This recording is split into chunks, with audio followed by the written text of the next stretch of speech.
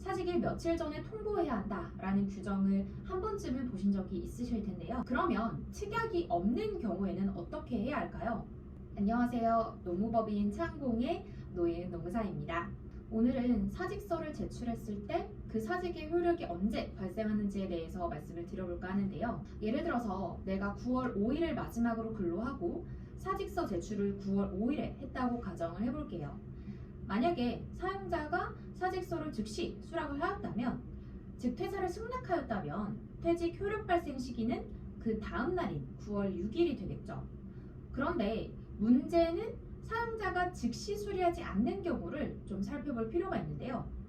이때에는 사직서 제출에 대한 특약을 정한 경우와 특약이 없는 경우로 나눠볼 수가 있습니다. 사실 요즘 회사들의 경우에는 다 이러한 사직서 특약을 기재하고는 있습니다.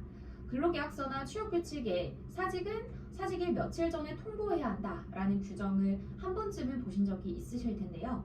만약 특약이 있다면 그에 따르게 됩니다. 예를 들어서 사직일 15일 전에 제출해야 한다라는 특약이 있다면 앞선 예시에서 9월 6일부터 15일이 지난 9월 20일에 사직의 효력이 발생하게 되는 것이죠. 그러면 특약이 없는 경우에는 어떻게 해야 할까요? 근로기준법에서는 사직의 효력과 관련해서는 규정하고 있는 사항이 없기 때문에 민법의 규정을 준용하게 됩니다. 민법 제660조 제3항의 경우에는 기간에 정함이 있는 근로자, 즉 주로 월급제에 해당을 하는데요. 기간으로 보수를 정한 데에는 상대방이 해지의 통보를 받은 단기 후의 1기를 경과함으로써 해지의 효력이 생긴다고 규정하고 있습니다. 쉽게 생각하면 단기는 당월, 1기는 1임금 지급기를 의미합니다.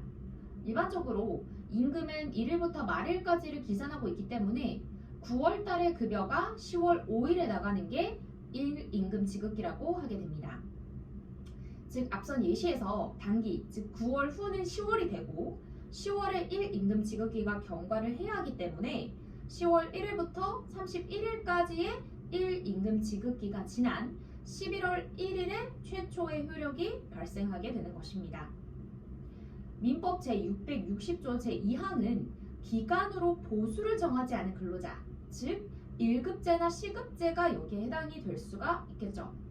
전항의 경우에는 상대방이 해지 통보를 받은 날로부터 1월이 경과하면 해지의 효력이 생긴다라고 규정을 하고 있는데요. 다시 말하면 통지받은 날로부터 1개월이 경과될 때까지는 효력이 발생하지 않는다라는 의미로 해석할 수 있겠습니다. 앞선 사례를 예를 들면 사직서를 제출한 9월 5일, 즉 초일은 불산입하기 때문에 9월 6일부터 10월 5일까지는 근로제공 의무가 있게 되는 것이고 10월 6일자에 사직의 효력이 발생하게 되는 것이죠. 민법은 1개월이 지나면 효력이 발생한다라고 하고 있기 때문에 만약에 1개월을 초과해서 사직의 효력이 발생한다고 특약으로 기재를 해두었다면 유효하게 인정되지 않을 확률이 높습니다. 그 반대로 민법보다 짧은 기간, 예를 들어서 아까 15일을 특약으로 정했다면 이는 특약에 따르게 됩니다. 정리하면 이렇게 되겠죠. 만약 근로제공 의무가 있음에도 무단 결근을 한다면 해당 기간에는 퇴직금 산정이 있어서 0원으로 잡히기 때문에 불이익이 있을 수 있겠습니다. 또한 무단 결근으로 인한 손해배상 청구도 가능할 수 있겠는데요.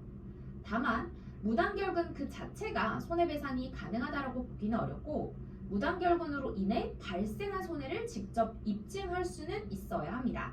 오늘은 사직의 효력 발생에 대해서 케이스별로 총 정리를 해보았는데요. 오늘 영상도 유익하셨길 바랍니다. 감사합니다.